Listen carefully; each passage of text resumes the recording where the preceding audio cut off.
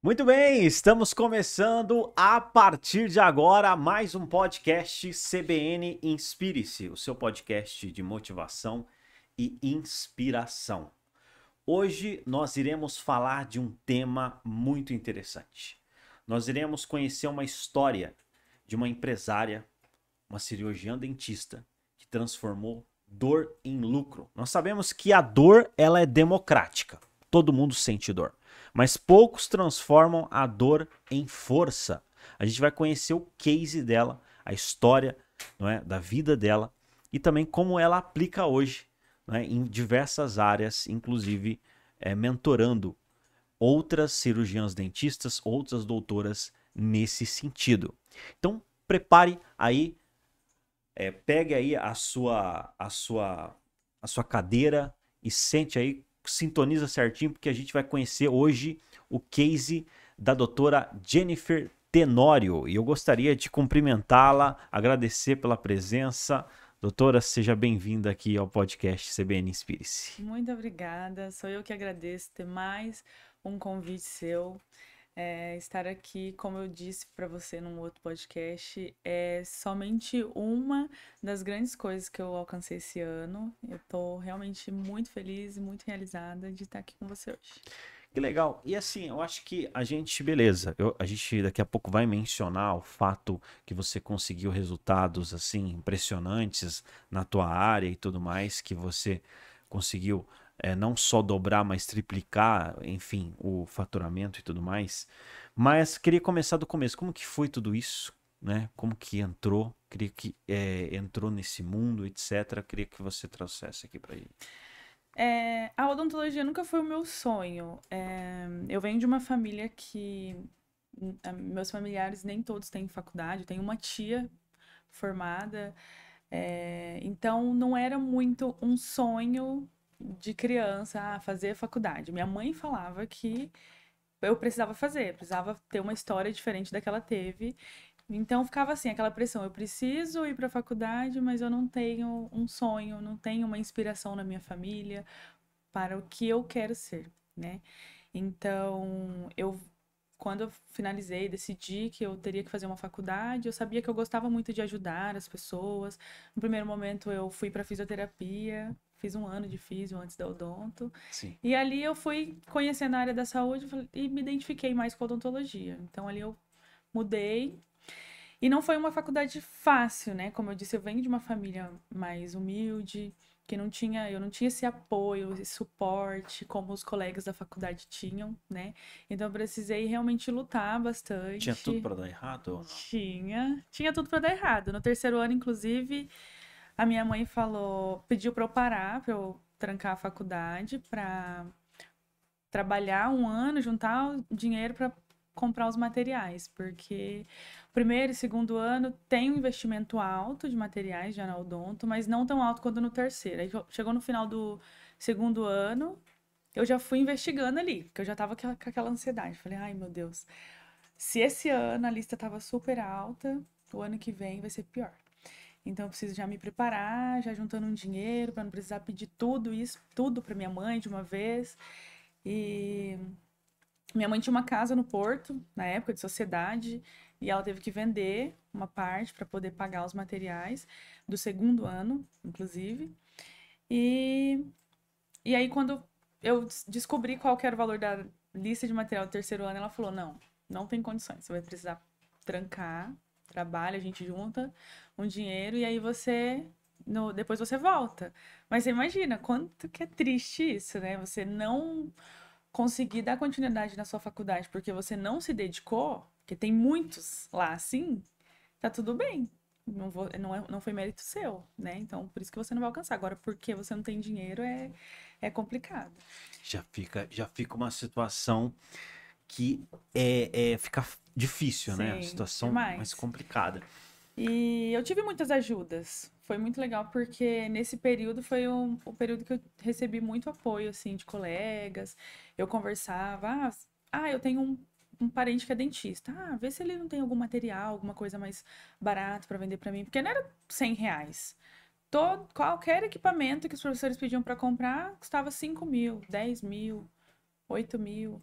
Aí eu falava, se eu conseguir economizar, o que eu conseguir economizar é lucro. Então eu sempre fazia dessa forma e eu consegui. É uma pessoa que me ajudou muito com alguns materiais, então é, aí já facilitou para que eu continuasse. Mas durante a faculdade eu trabalhei de garçonete em todos os barzinhos, balada, buffet, restaurante, pizzaria que tem em Maringá. A maioria deles eu trabalhei para poder ajudar. Teve um período, inclusive, que eu trabalhava na balada a noite inteira. Aí eu saía às 6, em casa, tomava banho e ia pra faculdade, sem dormir. Olha aí. Aí eu tinha um moletomzinho que era o meu travesseiro. Eu sentava na sexta-feira que eu tava acabada, era aula de horta. Eu sentava na última carteira, colocava o moletom e dormia. Aí eu falava com as meninas, ó, meu celular tá gravando, então fica de olho nele pra ver se ele tá gravando mesmo a aula, porque eu ouvia essa aula em um outro momento. E quando a professora fizer a chamada, vocês me acordam.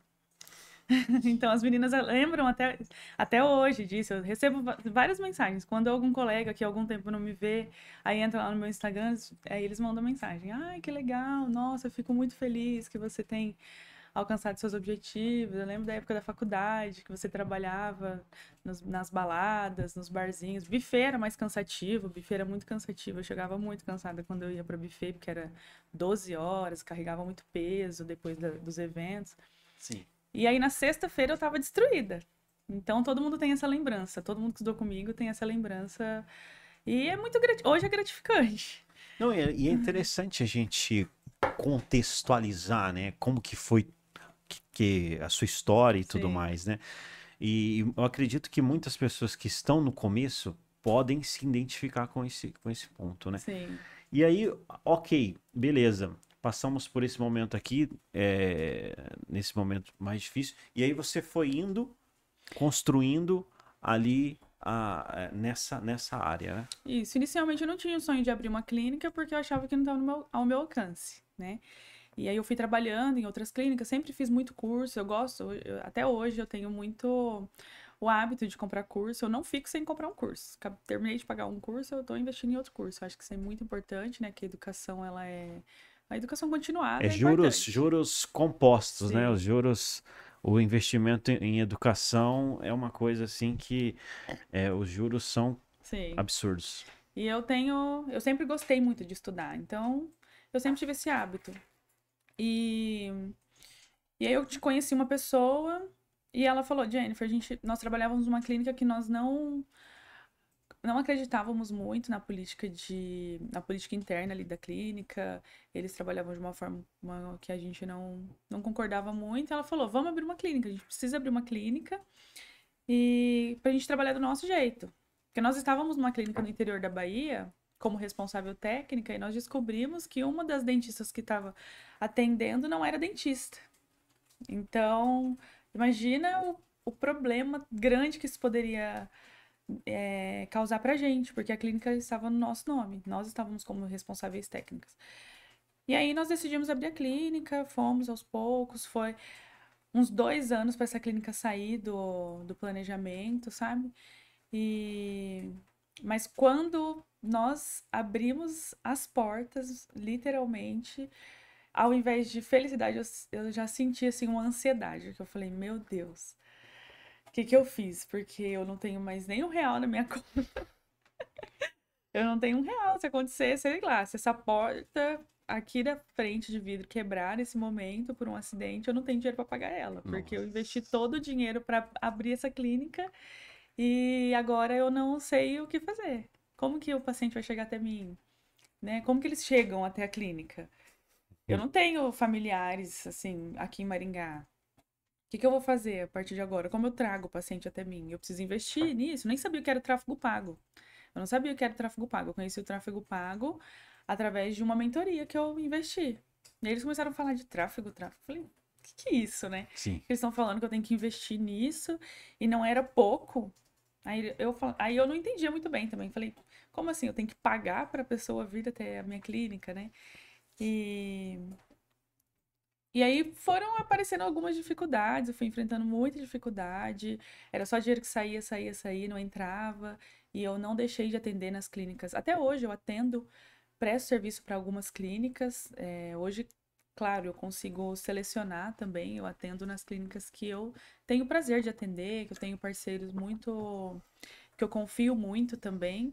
Mas naquela época eu me submetia a atender em qualquer clínica. Tava me chamando, eu ia, né? Eu vou te pagar isso aqui.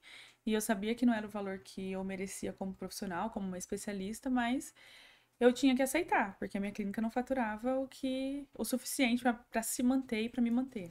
Mas é interessante esse espírito assim empreendedor, né?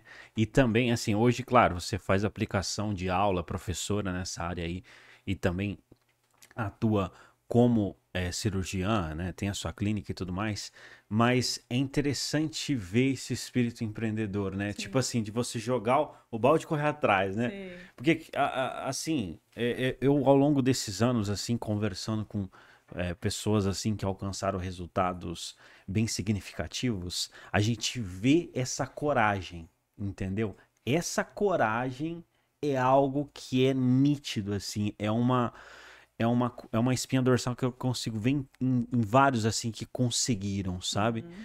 E nesse caso, você realmente colocou ali coragem e vão fazer agora. Não sei o que fazer, mas vai acontecer, né? Na verdade eu tinha. A minha mãe sempre. Ela sempre falou isso. Jennifer tem muita coragem. Jennifer vai. Minha mãe sempre me freava um pouquinho, desde a minha adolescência, quando eu decidi sair de Nova Londrina, quando eu decidi vir para Maringá, quando apareceu a proposta em Salvador, né? Eu fui trabalhar, fiquei 2 anos em Salvador. E ela falava, mas conhece alguém lá? Eu falei, não. Mas o cara fez a proposta. Eu conheço pessoas que já foram, deu certo, não estão mais lá.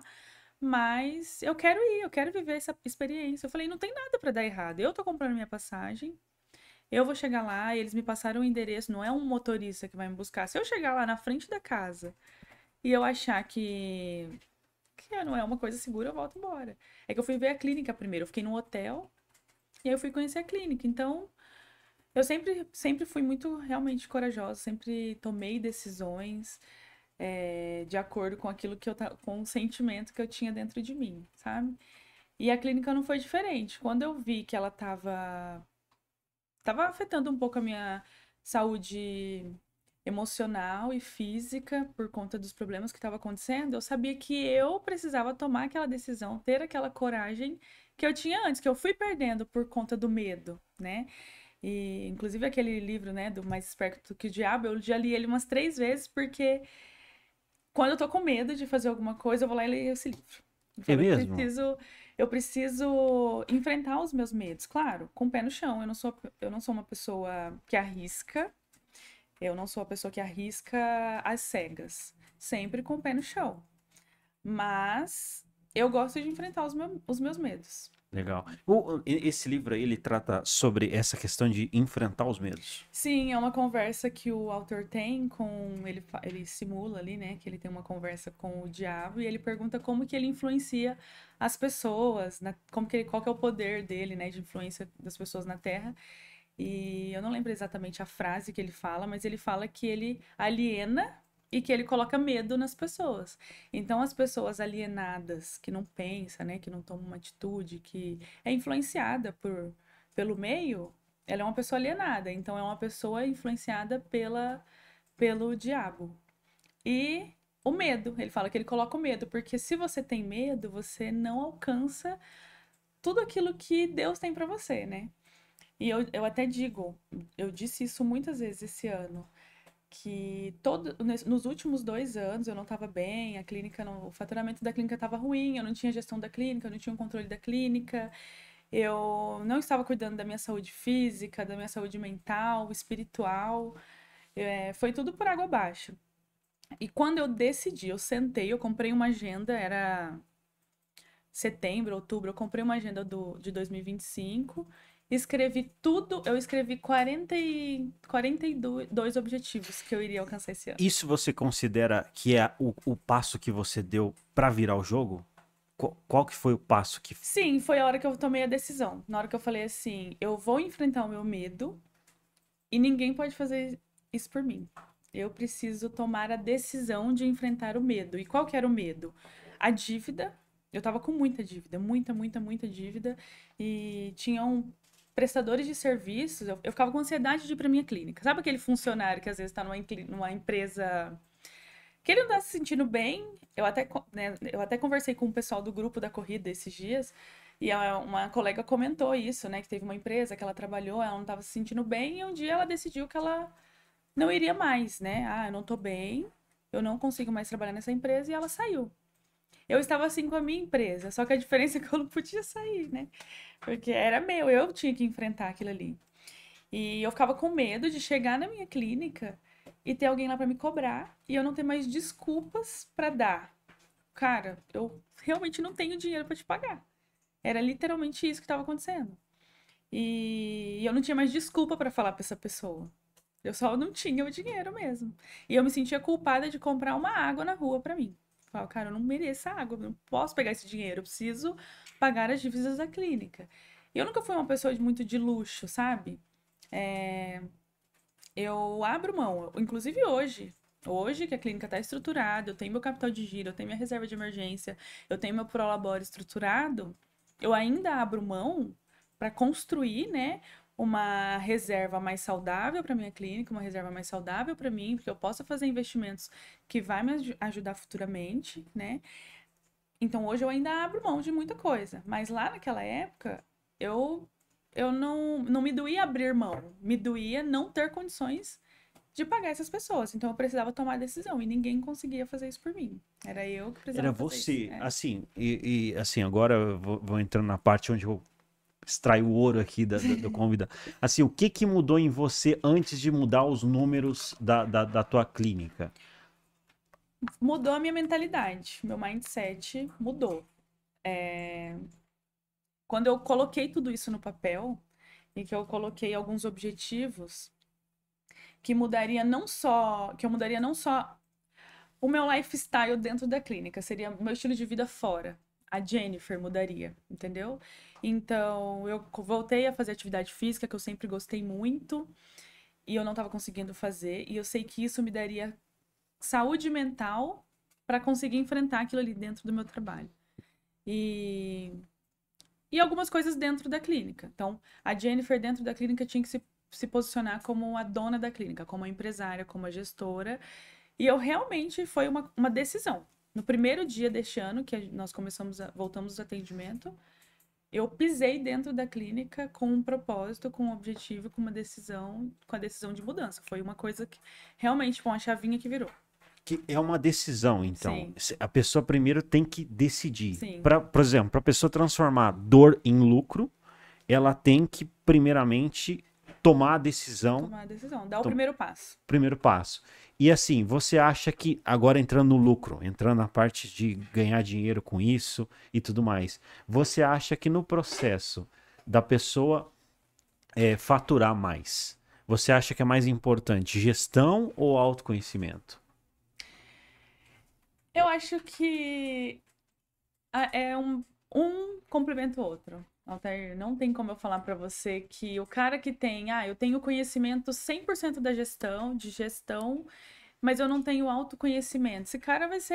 Essa pessoa vai ser, ela vai ter um burnout, né? Ela vai ser um robô, não vai ter um bom relacionamento com a equipe, isso é muito importante também. Quando você tem um autoconhecimento, você consegue se relacionar muito bem com as pessoas. E as pessoas, é o que eu falo dentro da clínica hoje, eu não quero ninguém fazendo nada para mim. Eu quero que elas façam por mim, porque eu faço um bom treinamento. Eu crio uma boa relação, mas eu consigo isso porque eu tô bem comigo mesma. Hoje eu estou bem comigo. Eu tenho um autoconhecimento, hoje eu me conheço. E o dia que eu não estou bem, as pessoas que estão ao meu redor, que convivem comigo, eles me respeitam, eles conseguem me respeitar. Agora, a pessoa que só tem o conhecimento de gestão, aplica isso muito bem, ela não tem um autoconhecimento, ela não tem uma boa relação com as pessoas.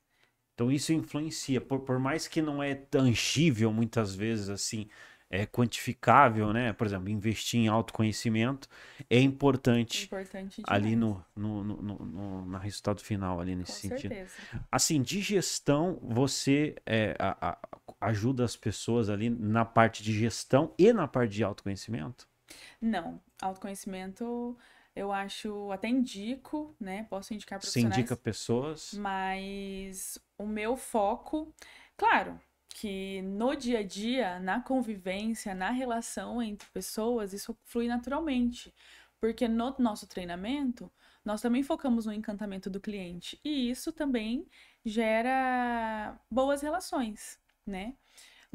Mas nós focamos muito na gestão mesmo, na parte técnica. Como que esse gestor, o passo a passo que ele precisa fazer dentro da clínica dele, para ele enxergar como que a empresa dele está naquele momento, quais são as mudanças que ele precisa fazer, que ele precisa tomar, porque eu não posso tomar a decisão por ele, né? Eu apresento hoje, esse aqui é o diagnóstico da sua empresa. A sua empresa está assim, e ela está alcançando esses resultados por conta dessa sua atitude. E eu tenho a solução aqui. Mas quem tem que tomar essa decisão de mudança é ele. Ninguém pode fazer isso pela pessoa, né? Hoje você encontra assim mais mulheres ou homens nesse mercado? Por exemplo, a pessoa empreender nessa área de beleza. Dentro da tua convivência, da tua vivência, você encontra mais homens ou mulheres? É que o nosso foco não é só a área da estética. Estamos focados em clínicas odontológicas. Clínicas odontológicas. Exatamente. Mas tem tanto homem quanto mulher, né? O Bruno, que faz parte da nossa equipe desse projeto, né? Ele trabalha com clínicas já há algum tempo. E nós temos discutido muito sobre isso, porque ele faz o acompanhamento de perto dessas clínicas, ele sabe a dor do gestor, e ele tem homem que gerencia a clínica, que tem uma boa gestão, onde ele tem sociedade com uma mulher que assume que ela não tem conhecimento nenhum sobre gestão e por isso que está na mão dele, ela coloca a mão na massa, né? Atende no mocho e tudo mais. Mas ele também tem profissional que vai lá, faz o tráfego pago da clínica, trabalha uma semana, 15 dias, pega o dinheiro, fecha a porta da clínica, pagou as contas, no outro mês ele retorna para trabalhar. E ele tá perdendo dinheiro. Se a clínica dele, em 15 dias, fatura o suficiente para entregar dinheiro para a empresa e para entregar dinheiro para ele, esses outros 15 dias ele poderia estar rentabilizando muito mais. E às vezes até nem precisa trabalhar, se é isso que ele quer, né? E as que nós estamos acompanhando agora são mulheres, mas eu entendo que porque a mulher, no primeiro momento, ela enxerga que ela precisa de ajuda, né? Às vezes o homem, principalmente o homem que já entrou como gestor, ele demora um pouquinho mais para ele delegar aquilo ali. Eu preciso de ajuda. Preciso buscar alguém para me ajudar porque eu não tô tendo controle disso aqui, né? E o homem também pela aquela cabeça de tipo, eu preciso resolver, o homem tem mais isso, eu vou resolver, eu preciso resolver. Ele acaba buscando muita informação. E muitos conseguem, porque isso é importante, que foi o que eu fiz lá no início, né? Eu não tinha dinheiro para investir, eu não conseguia investir. Então, eu fui conversando com um e com o outro, né? Eu até comentei com você, mas eu fiz uma reunião com o meu contador, eu fiz uma reunião com o meu advogado, eu fiz uma reunião com o gerente do banco, que eu confiava, com uma colega que tem uma clínica. Eu fiz uma reunião com várias pessoas que eu confiava, que são empresários, que têm negócio, eu olhei no olho e falei assim, me desculpa, mas eu vou te fazer perguntas pessoais. Quanto que você ganha? Quanto que você está tirando de lucro? Quanto você paga o seu funcionário? Você gasta só isso? O seu prolabore é esse? Você nunca gastou mais? E quando você já atrasou alguma dívida? Atrasou algum prestador de serviço? Fiz perguntas muito pessoais para entender como eu conseguia ajustar aquilo ali. Né? E é importante você ouvir as pessoas certas, né? Exatamente. Inclusive, pessoal, você que está assistindo esse podcast, ouça as pessoas certas. É muito importante isso, entendeu? Você ter uma curadoria e você tá ouvindo esse podcast é um sinal. Parabéns por você estar assistindo esse podcast. E eu quero perguntar para você o seguinte, ô Jennifer. No caso, vamos supor, a pessoa vai montar uma clínica. Beleza, eu tenho uma ideia de montar a clínica. Qual que é o principal erro que você percebe que comete na hora de criar, fazer a própria clínica? Não ter um capital de giro. Você precisa ter...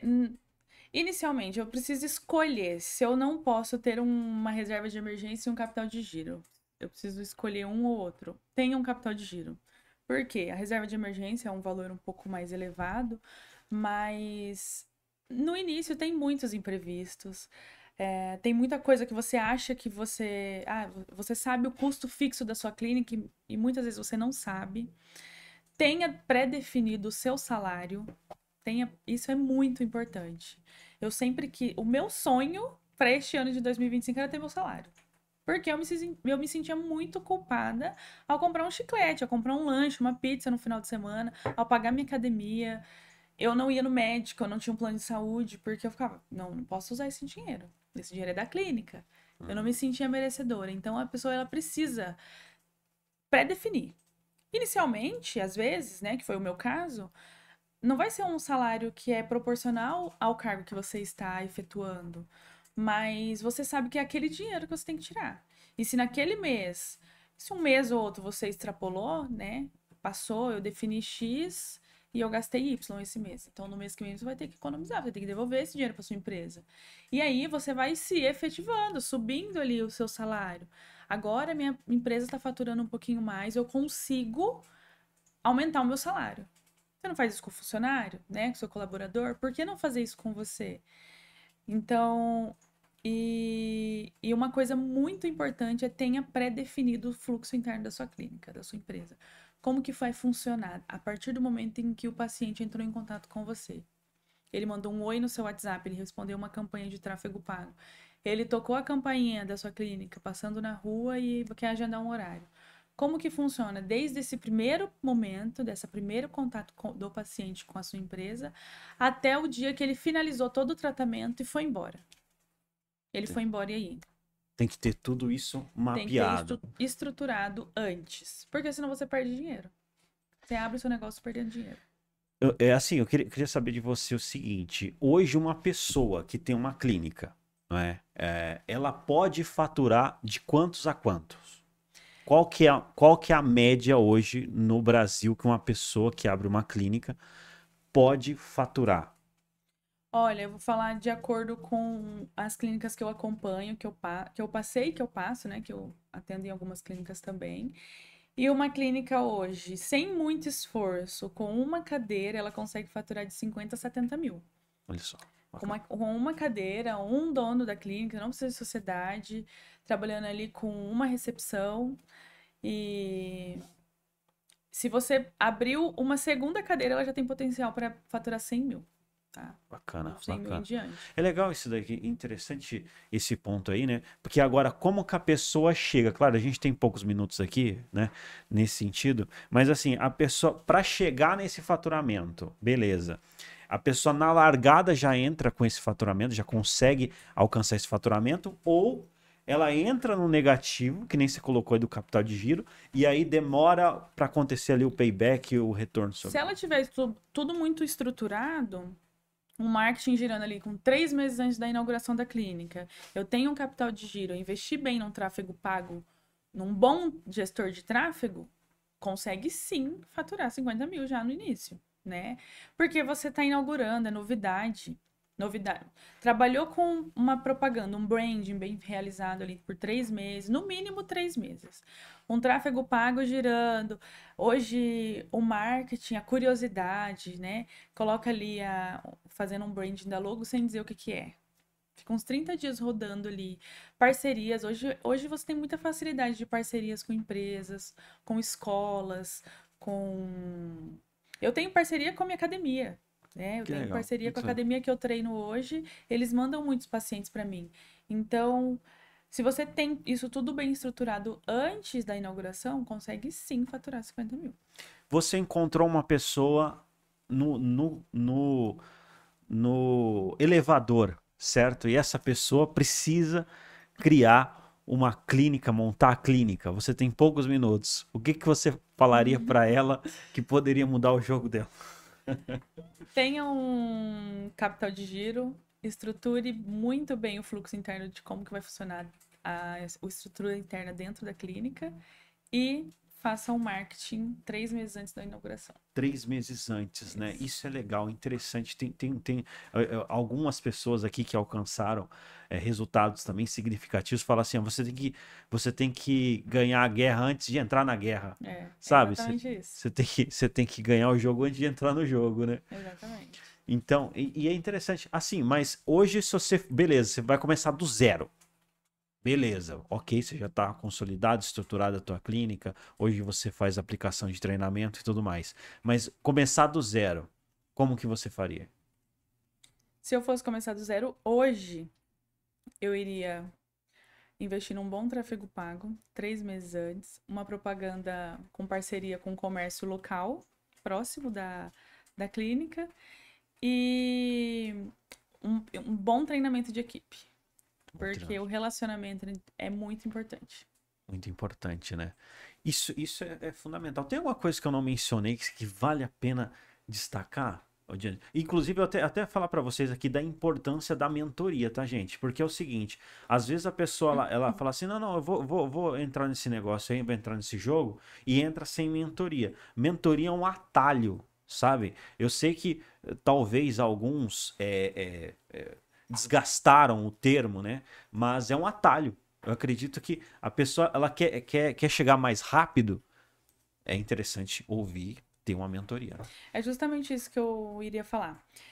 Que eu busquei algumas pessoas que eu confio, que são empresários, que têm grandes resultados naquele momento, mas eu nem sempre tive essas pessoas. E antes disso, eu investi em mentoria, já investi mais de 100 mil reais em mentoria, inclusive desde que eu abri a minha clínica.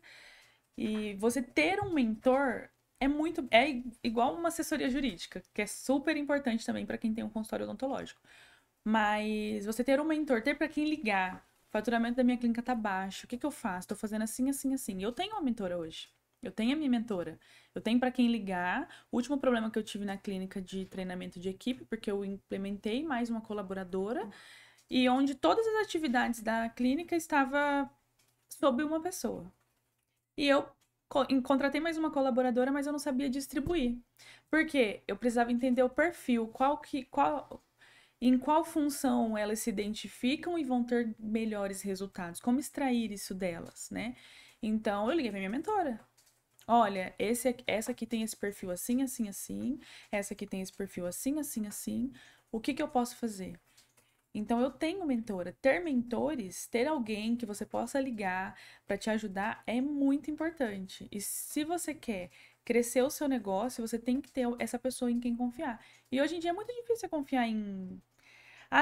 Tem muito aquilo lá, será que eu vou confiar nele? Vai achar que eu tô com inveja do negócio dele? Com certeza. Não é? Como que você chega e pergunta assim, qual que é o faturamento da sua clínica? Ou se você vai pedir ajuda e a pessoa te faz perguntas que você não se sente à vontade de responder. Então, se você tem um mentor, o mentor é para isso.